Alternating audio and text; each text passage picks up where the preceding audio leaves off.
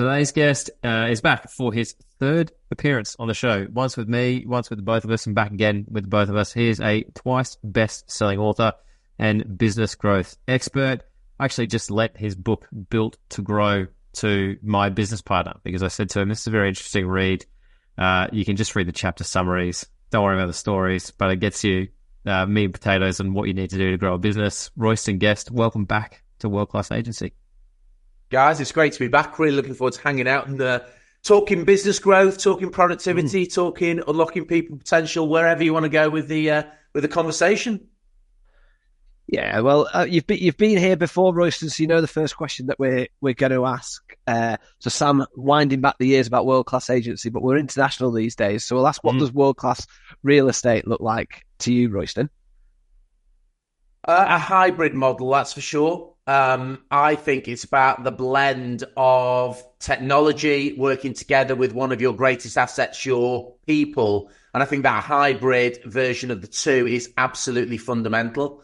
I also think the marketplace is there for the independents, particularly if you can really build an agile, resilient, relevant business. And relevance and resilience are really important. They're kind of bedfellows together.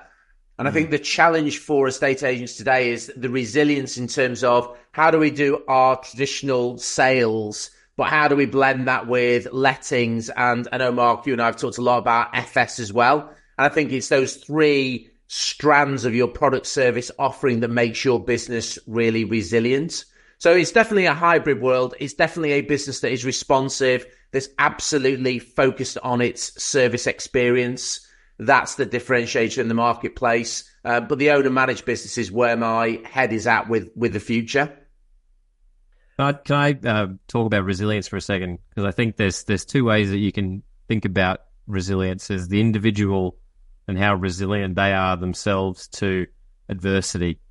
And then there's the actual business that's resilient as well, in terms of having different income streams, being recession-proof, if you want to say it like that.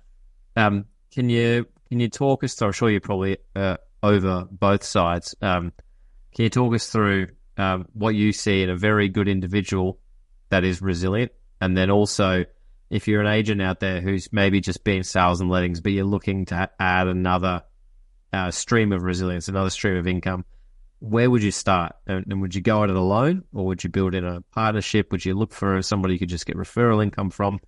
Very high level, how would you do that? And then what do you see in people who are resilient themselves? Okay, let's deal with the personal resilience to start with. And I think it's really important in answering that question to start with what is resilience? And for me, resilience is an ability to confront reality head on, where you don't bury your head in the sand, where you're absolutely the pragmatic optimist. So you're pragmatic and grounded in the reality of what's happening in the real world. You're not burying your head in the sand, but also you remain in that camp of optimism. Because I actually believe the moment we lose our optimism and believe we can add value and make a difference, we might as well pack up our bags and go home. So I see too many people who bury their heads in the sand, and what they don't do is they don't confront reality head on, both from a personal and from a professional perspective. So that for me is absolutely fundamental to resilience. And I think the other thing with resilience from a personal perspective is about how you break life into bite-sized chunks. If you try to focus on too many things at once, you become overwhelmed. Whereas if you break it into bite-sized chunks and focus on a daily, weekly, monthly basis with a line of sight to your North Star in terms of what you're trying to achieve personally and professionally, then life becomes more manageable in those bite-sized chunks. So I think from a personal perspective, if you just pause there before we talk about business resilience, that's how I think about personal resilience. Cool, I agree with you. Step by step. Yeah, it is step by step. And it's also, we live in a negative world today, and there's no doubt about it, we are bombarded with negative messages. And I think one of the key ownership responsibilities we all have is to run our own filters. And we have a choice about how we choose to think every single day. We have a choice about how we set ourselves up. We have a choice about how we tend to react to external scenarios and situations that happen. And it's amazing when you've got an individual who something negative can happen and they'll lock in their core and they'll go, right, I can't go through the front door. What's my other options that are available to me? And there's a great expression that says, if plan A doesn't work, what's plan B, what's plan C, what's plan D? And the problem is too many people in life, they're so reliant on plan A that they've fixated on what plan A is going to deliver. And what they aren't is agile in their thinking to also think that I might need a plan B, I might need a plan C, or I might need a plan D. I think that's you answered your next point almost a little bit as well about why you diversify and why you build a resilient business with multiple streams like that. It's so that you're actively managing plan A, B, C, and D and ongoing rather than just hoping that there is one as and when you need it. Yeah, I've just written a new blueprint report, which I'm going to put out there, boomerang, throw it out into the marketplace. And the title is this: The 7 Fatal Mistakes to Avoid When Growing and Scaling Your Business. And the reason I've written it is because even with our existing clients, I see so many businesses who are tripping themselves up with some of the fundamental basics in terms of how to grow and scale your business and deliver predictable, repeatable, sustainable results. And one of those that you're referencing here, Sam, is that, it's how do you create those predictable, repeatable revenue lines in your business? And the utopia goal for all of us with the business is how can you create recurring annuity revenue lines? And the challenge for a estate agency, if you're just focused on residential sales, then you are a little bit at the mercy of the marketplace. If the marketplace is good, you thrive. If the marketplace is bad, then your key revenue line is massively exposed. And that's why I think, developing recurring annuity revenue lines in your business, which does come from lettings, which does come from FS and financial services. And in answer to your question that you posed at the start of this, do you partner with people? Do you do that in-house? I think both are there for the option and choices, and each business is unique in terms of what works best for them.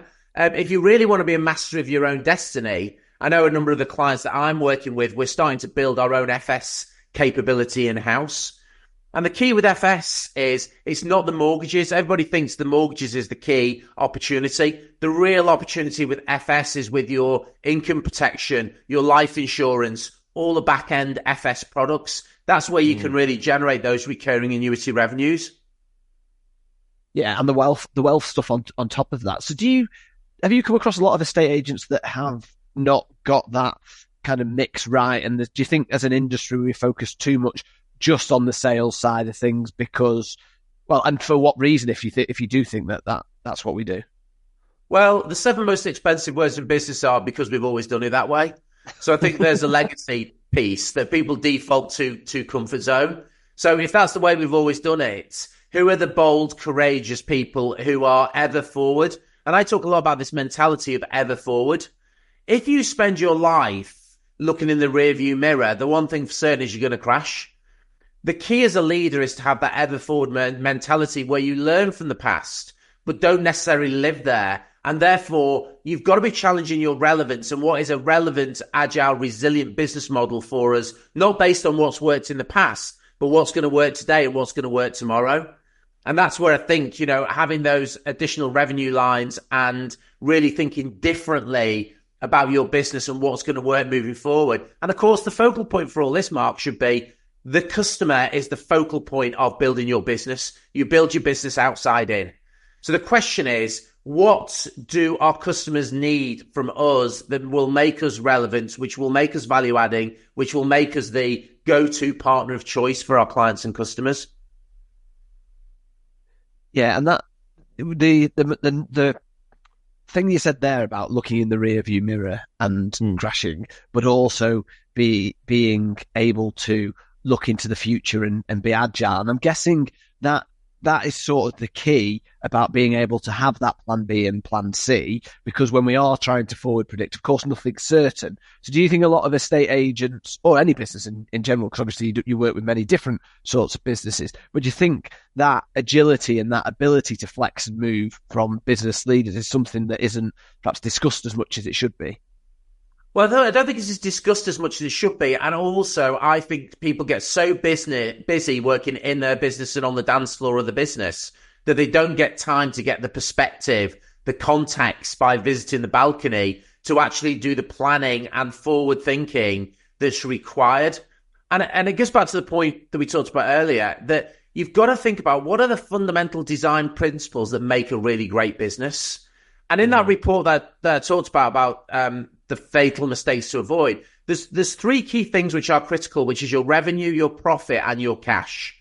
They are three interlocking jigsaws that are growth levers that you've got to work with. And think about it fundamentally. If you're an estate agency business that's focused on residential sales as your only revenue stream, then one, you haven't got the benefit of the recurring, the annuity revenue. And actually, from a cash perspective, that's a terrible business. Because if you think about it, you can be in the living room, you go and do your valuation, and the point from valuation to actually selling a house can be anything varying from probably 140 to 220, 250 days. What other business would you go into where you're doing all that work without the absolute guarantee that you're going to get paid? And even so, your debtor days can be up to 120, 150 days. So as a standalone business, that's got to be the definition of insanity. That is not a good business model to get into. So don't join the industry, is that what you're saying? Well, get smart about it. And we talk week in, week out on this show, Royston, about what can you do to speed that time up? What can you look at? What levers can you pull up front to lessen that days? And then also what do you have going on in the background that complements that core business that you can earn along throughout it, ideally without having to do the work? Exactly. And the great thing about when you bolt in and those three key pillars of your growth plan, which is, your traditional resi sales, your lettings, and your financial services. And even within traditional resi sales, there's different ways of doing it. Committed transaction, auction, all those are different strategies that can help you to improve your cash flow at the front end. So you're absolutely right. There are clear strategies and tactics that you can deploy in order to run a better resi business if that was your only focus. But the moment you bolt in the lettings and the FS, you get those recurring revenue streams. And the reality is part of your business will be up 1 month, part will be down. But if you've got those different revenue streams that are feeding your business, then you start to build in that resilience that you need in your business. Agreed. Can we just talk about your AMR strategy from one of the books then, Royston? Do we just explain a little bit about that? Because that probably flows in quite well to some of those points you've mentioned there, particularly the debtor days and trying to keep clients and what have you. Do you want to just explain that a little bit? Because I found that really useful in our most recent conversation about it. Yeah, so AMR is probably the single most important growth strategy that you can, and I'm happy to give you a link to the chapter, and we'll take the chapter out of Build to Grow, and you can put the link in when you post this interview. I'll give you the chapter so that people can read it. But AMR single-handedly over the last 2 decades is responsible for £3.42 billion worth of additional revenue and profits that our clients have generated. That's how powerful it is. And AMR is absolutely focused on how do you deliver organic, top-line, profitable revenue growth in your business that is consistent revenues. And it's based on 3 key pillars. So the A, the M, and the R. So A is about how do we acquire new customers and get new customers through the front door of the business? How do we, the M, how do we maximize the value of those customers? So, for example, if you were doing a resi customer, what's our fees that we're going to charge? Is there an opportunity to do referrals into mortgages? What can we do with FS? Can we implement the onward negotiation service that I'm so passionate about? So the maximization is all about how you maximize the average order value. And here's the challenge for estate agency, the average order frequency. There's 2 questions that underpin the maximization. You maximize the average order value and you maximize the average order frequency. And the average order frequency in your traditional resi business is where the challenge lies. Because once you bought your house, you're not going to literally come back next month and do a repeat purchase. What you can do is turn your customers into your sales force. And how do you get satisfied customers to be feeding you new opportunities that feed back into the A? That's the key opportunity. But in the average order frequency as part of the M, the golden opportunity is the recurring annuity revenue that you can create through lettings and through FS. And then the final part of that AMR model is how do you lock the back door of your business firmly shut, i.e. the retention? And unfortunately, most businesses, they don't think about their business growth model in the context of those three buckets. What are we doing to acquire new clients and customers? What are we doing to maximize the value of the existing relationships we've got? And are we locking the back door of our business firmly shut, i.e. through retention? And it's about having the right metrics in place. It's about thinking about your business growth in the context of those three buckets. And then you will really start to build a resilient, sound, relevant, agile business. Can I ask a question on the insanity business model of residential resales, right? Where it can take you 9 months from the moment you shake hands with someone on the grid to do a job for them to actually then getting paid what potentially is quite a small amount of money, right? Yep. Why do people do that? Like, why everything you're speaking about now is common sense, and yes, it takes a little bit to learn it and implement it, but there'll be people that will listen to this show that will go, oh, I won't do that. Why? I think people genuinely do love, and the reason I work in the estate agency market, thinking about all the industries and sectors that we could operate within, is because I love the industry. I love the people, and I think people genuinely do like the concept of what you're trying to achieve by running an estate agency business. It is purposeful. You can make a difference to people's lives. So it does tick a number of boxes in that context. Sam, in answer to the question, I think there is a massive opportunity. Why I love working in the estate agency market is because I think there's an opportunity with my outside in experience to redefine and reshape what a good estate agency business looks like. And I think that's where the prize and the opportunity is. So I think if people are prepared to think differently, and the reality is you have to think differently today. That's strong language. But if you don't, your competitors will, or there will be new entrants that are coming into the market who are adopting this kind of model and are thinking differently. So if you don't reinvent yourself and your business, you will be left behind. That's the reality. And so you talk about opportunity in the stage, and I think you're right. People tend to fall into a estate agency, but then really enjoy it. But as an industry, I think there is this massive obsession around acquiring or attracting new clients. And I think we must be one of the industries that you come across that really struggle with the maximise part of your AMR strategy, and certainly the retention side of it as well, because of the nature of the transaction. So do you see a lot of agents really missing out on the maximise, the referrals, the FS, all of that side of things? Is that something that you've sort of focused in on estate agents because there's massive potential for growth there? So I think there's two answers to your question. So absolutely 100% yes. And why do they do that, focus on the A? Because that's the way that we've always done it. In the past, we've always been focused on traditional resi sales. You know, we think of ourselves as selling houses. Whereas if you go forward, Mark, and I know you buy into this concept, if you think about what business you're really in, you're not in the business of selling houses. You're in the business of helping people move on to the next chapter of their lives. And if you really think about that, then you suddenly start to think, well, actually, I can help you sell your house. But how many of your clients or customers that you've sold property for in the last 12 months are going to an onward purchase? And if you're really in the business of helping people to open the door to the next chapter of their life, and you are a specialist negotiator, which is what you are as an estate agent, why would you only help them do 50% of the transaction? And that's where I think the problem is, Mark, it's the limiting beliefs, the resistance to change, what I call the RC factor, that don't allow estate agents to go beyond and start to think about, well, actually, a robust, sound business model is not just about the A. If I'm not really optimizing the M and I'm not really thinking about the R, then I'm doing my business and my clients and customers a disservice. So I think that's the first answer to your question. The second part is estate agency is no worse than any other industries. You know, I talk about insurance, telecoms, electricity, gas. Those industries are terrible. You know, you'll see a headline in the newspaper where BT will say 1 million customers come back to BT. You know, my challenge straight away when I see that is, why did you lose 1 million customers in the first place? Yeah. All that's happening in so many businesses is that they get focused on the shiny new acquisition customers at the front end of their business model. And all that's happening is they are compensated for what they're losing out the back door.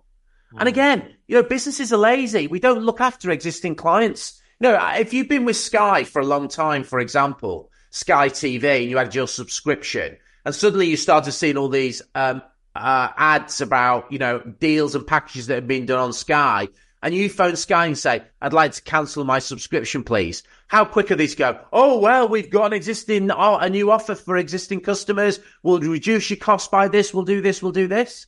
They never come to you proactively and offer you that. It's only when you're a flight risk and you go and press the button of I'm leaving that suddenly they offer you a better deal. So there's also something to learn from that AMR about, do you really appreciate lifetime value and loyalty? I bought into a mortgage business here about 12 months ago, and the most fascinating learning from me, just being a fly on the wall, like not actually doing any of the work, but listening to it, helping to grow that business, has been that you refinance somebody from their existing lender to another one where they're getting a better deal. They're paying a loyalty tax, is what we call it, by staying with their existing bank, because the bank is going out of their way to hide the interest rate that person is paying, but knowing full well there are advertised rates meaningfully lower, right?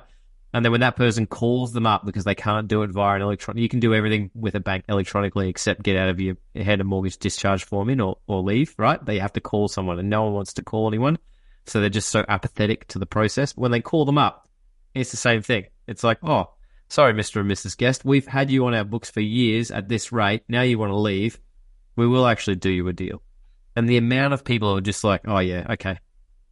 And they stay because there's one less piece of paper to fill in, right? And that's all it is.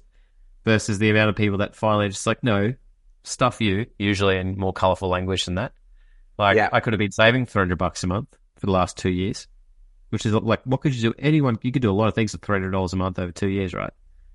And so people are in every industry. The point that you just made there, businesses are bad at looking after their existing clients, right? From a real estate perspective, that's why we talked about last week whether it was worth it still prospecting on market stock. Definitely is, as part of a wide marketing mix. But anybody who's ever bought or sold a house in the last 2 or 3 years with another agent except you probably hasn't heard from them. So, because businesses are bad at looking after existing clients. Landlords in your area that you don't manage probably haven't heard from their managing agent as often as they should, right? They might get an email at Christmas or a note being like, oh, your tenant's leaving, shit. Can we re-sign the management agreement that's expired and hopefully you don't leave us for somebody else? So every time you feel like there's not enough out there, just remind yourself that businesses are bad at taking care of their clients or their existing clients. Sam, you're absolutely spot on, which is why the AMR model is so powerful. And we could spend a lot of time talking about this, more time than we've got today. But picking up on your point there, we invest in a lot of businesses and we help a lot of our clients get ready to sell their business. And there's three fundamental questions I say to my clients that you've got to be all over. If you really want to get the valuation of your business right, where people are prepared to pay a premium for it, then there's three questions you've really got to understand. Number one is, what's your lifetime value of a customer? What's a customer worth to you over the lifetime value of the relationship? And most people don't know that fact. And if they did, that would make them think differently about the point that you're absolutely rightly making, which is about how do we look after this customer? How do we turn them into raving fans? How do we make sure that they stay with us forever and we lock the back door of our business firmly shut? Because the lifetime value of them is where the game of business is at and where we build real value in our business. And only when you understand lifetime value can you then understand what you're prepared to pay in terms of your CTA, your cost to acquire, and what you're going to spend at the front end to acquire new customers, because you understand the lifetime value and what they're worth to you over the life cycle. And then, what's your cost to serve, CTS? They are three fundamental questions, metrics that every business owner should be thinking about. And the great thing when you've got lettings is, for anybody listening today, if you've got a lettings book, do you know what your lifetime value of a customer is? How long do they stay with you? Is that 5 years? What are they spending per month? What does that equate to over 5 years? Because it's far better to think about a customer that's not worth £100 a month, but that over 5 years is worth £6,000. And if you really understood that, then you would think differently about your service experience and how you foster that loyalty and you look after them. Yeah, that really changes your perspective on how valuable the customer is, doesn't it? And that's the thing. For the right real estate agent and for the right business owner, it does. Right? For everybody else, coming back to that first question, they don't answer the question of, I can't be bothered doing all this, so they don't worry about it. What an advantage to the people listening to this show who do worry about it. Well, therein lies that if you want to really build a business that, and there's a real key point in here linked into that whole thing about, being able to go and get better deals for new customers. And it's this: your race is on to be known in the marketplace as a trust brand. That's the difference. If you're a trust brand in the marketplace, you will have customers and clients who will pay a premium for your service experience because they trust you. And if they trust you, that's where the game of business is at. And I say for every single business, irrelevant of whether it's a state agency, FS, a supermarket, the race is on for you to be a trust brand in the segment of the marketplace that you want to appeal to. And if you can win that race and you can deliver a great service experience as part of becoming a trust brand, then you will differentiate yourself from the competition. You will not be fighting in a red ocean, which is ultra competitive, and you will create a blue ocean and own your own space in the marketplace that you want to appeal in. And that idea of getting into that space, Royston, that's stuff that you're going to go into more detail. And you obviously came on today to talk about boot camp, and we've gone pretty deep on AMR.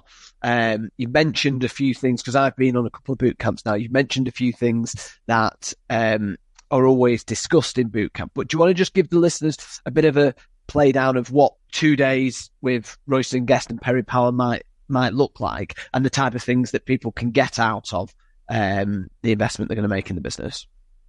Yeah, so we've been running bootcamp now for 7 years, and bootcamp, Build to Grow bootcamp, is very different to anything out there in the marketplace. It's not about theory. You come on 2 days, and the way I always think about it, Mark, is where could you go to do 12 months of learning in 2 days? And we're all so busy these days. It's about, can I go and step off the dance floor of my business, go to the balcony, go to an event over 2 days, where at the end of 2 days, I can walk away with my blueprint and my game plan for how I'm going to win in 2025. And the great thing about bootcamp is in November, which is always a great time of year, because you want to kind of end the year on a high and you want to come out the blocks fast in 2025.